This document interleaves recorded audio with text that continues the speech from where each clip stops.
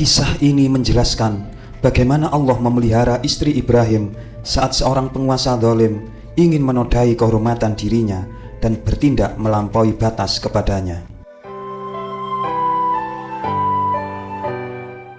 Bismillahirrahmanirrahim. Kita awali kisah yang penuh makna ini dengan bersolawat kepada Rasulullah SAW. Allahumma sholli wa sallim wa barik ala Sayyidina Muhammad wa ala alihi wa sahbihi ajma'in. Sahabat ngaji dipun yang baik, terima kasih atas like, komen, dan subscribe-nya. Kisah ini bersumber dari hadis Nabi yang diriwayatkan oleh Imam Bukhari beserta penjelasannya.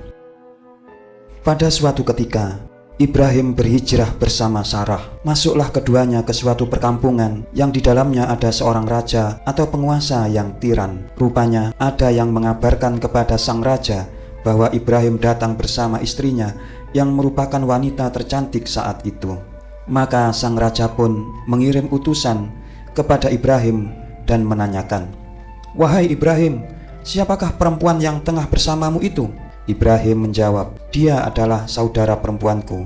Setelah itu Ibrahim menemui istrinya dan berkata, "Engkau jangan mendustakan perkataanku, sebab aku telah mengabarkan kepada mereka bahwa engkau adalah saudara perempuanku.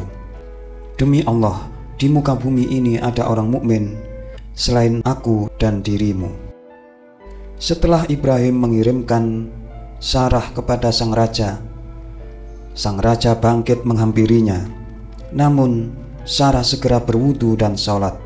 Kemudian ia berdoa, "Ya Allah, jika aku beriman kepadamu dan Rasulmu dan aku menjaga kehormatanku hanya untuk suamiku, maka janganlah engkau serahkan aku kepada orang kufur ini." Maka saat itu pula raja itu tercekik hingga memukul-mukulkan kakinya ke tanah. Dalam riwayat yang lain, Sarah berdoa, "Ya Allah, jika raja itu meninggal, pasti ada yang mengatakan bahwa dialah yang telah membunuhnya, yakni Sarah." Sarah pun diutus kembali dan sang raja kembali mencoba menghampirinya. Namun Sarah berwudu lagi dan sholat. Kemudian ia berdoa lagi, "Ya Allah, jika aku beriman kepadamu dan kepada Rasulmu dan memelihara kehormatanku hanya untuk suamiku, maka janganlah engkau serahkan aku kepada orang kafir itu." Maka saat itu pula raja itu tercekik hingga memukul-mukulkan kakinya ke tanah.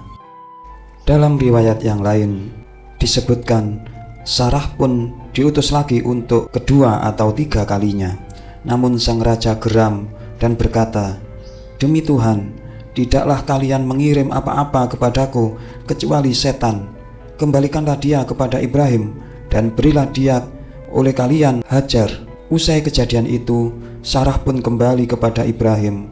Setiba di hadapan Ibrahim, ia berkata, "Apakah engkau menyadari bahwa Allah telah menghinakan orang kafir dan menghadiahkan seorang budak perempuan?" Sahabat ngaji dipun yang baik, pada suatu hari Ibrahim dan istrinya Sarah pergi meninggalkan kampungnya. Kepergian Ibrahim terjadi setelah dirinya dilemparkan ke dalam api oleh kaumnya, namun kemudian diselamatkan oleh Allah. Akhirnya ia sampai di sebuah perkampungan yang jauh dari mana-mana. Di sana tidak ada seorang pun yang bisa menolong dirinya. Justru orang-orang zalim dan keji yang akan mengancam keselamatannya. Ancaman itu dihadapi Ibrahim, terutama setelah berada di negeri seorang raja yang jahat dan kejam. Dan sepertinya ada yang melaporkan kepada sang raja bahwa Ibrahim berada di wilayahnya ditemani seorang wanita yang paling cantik saat itu. Lazimnya ketika menginginkan seorang perempuan, mereka menyergap suaminya. Meski perempuan yang diinginkan itu masih lajang, mereka tidak mengenal tradisi melamar kepada keluarganya. Oleh sebab itu, Ibrahim berkata kepada utusan raja yang menginginkan istrinya bahwa Sarah adalah saudarinya. Tujuannya agar dirinya selamat dari kekejaman sang raja. Setelah itu, Ibrahim mengirimkan istrinya kepada raja zalim tersebut sebagaimana permintaannya, disertai keyakinan akan perlindungan dan pertolongan Allah. Namun sebelum Sarah berangkat, Ibrahim berpesan agar ia tidak menceritakan hubungan yang sebenarnya. Tak lupa ia menjelaskan kepada Sarah alasan mengapa tidak boleh menceritakan hubungan yang sebenarnya. Yang dimaksud Ibrahim saudara di sini adalah saudara seakidah, seagama, karena memang sebenarnya orang yang beriman di muka bumi tidak hanya mereka berdua. Meskipun Ibrahim memakai ungkapan Sarah adalah saudariku dengan saudara seiman dan seislam, tetapi pada hari kiamat Nabi Ibrahim minta maaf kepada umat manusia karena tidak bisa memberikan syafaat atau bantuan terhadap mereka saat akan diadili. Masalahnya, ia pernah berbohong sebanyak 3 kali. Kebohongan pertama seperti disebutkan dalam ayat Al-Quran, sesungguhnya aku sedang sakit. Quran Surat As-Saffat ayat 89. Kemudian kebohongan yang kedua juga diabadikan Al-Quran. Sebenarnya patung yang besar itulah yang melakukannya, maka tanyakanlah kepada berhala itu jika mereka dapat berbicara. Surat Al-Anbiya ayat 63. Kebohongan itu dilakukannya saat menghancurkan berhala-berhala milik kaumnya.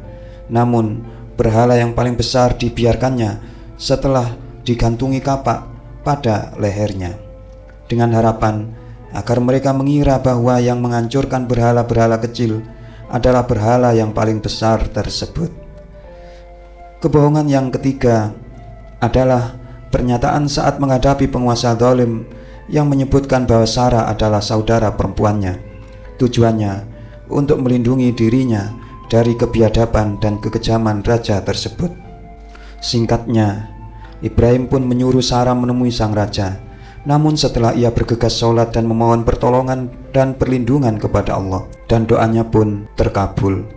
Allah memelihara istrinya Sarah sebagaimana ia memelihara dirinya sendiri.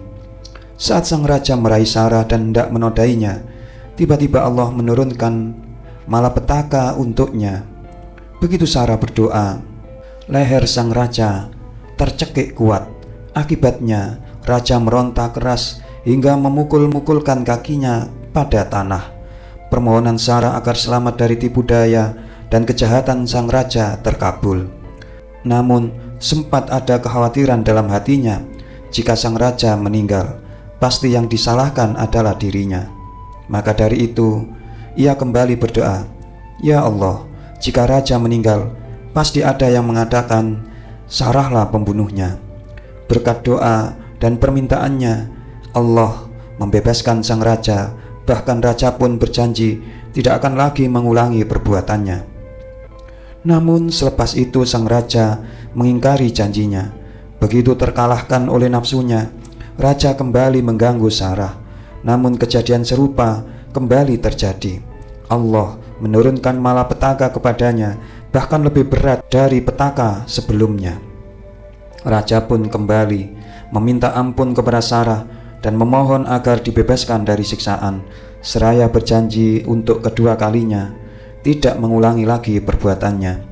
Sarah berdoa lagi seperti sebelumnya, ya Allah, jika raja meninggal, pasti ada yang menuduh Sarahlah yang membunuhnya.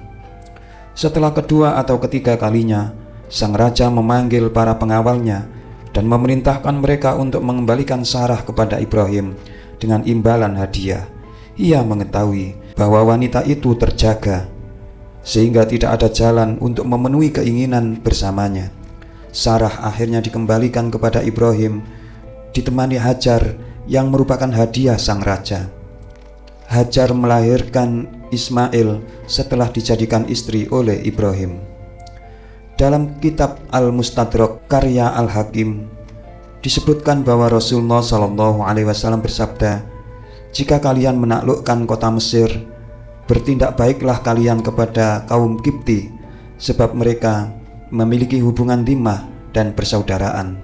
Sementara dalam hadis Sahih Muslim disebutkan, kalian akan berhasil menaklukkan kota Mesir. Di sana ada tanah yang disebut dengan Al-Qirat.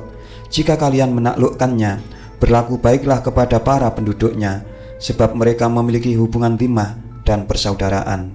Dhimah yang dimaksud adalah hubungan dengan ibunda Ismail, yakni Hajar, yang berasal dari suku mereka.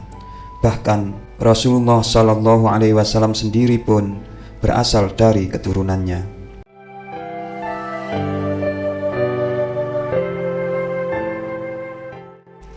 Sahabat ngaji dipun yang baik, demikianlah kisah yang penuh makna ini. Semoga Allah menjadikannya bermanfaat untuk kita semua. Amin ya rabbal alamin. Sampai jumpa pada kisah selanjutnya.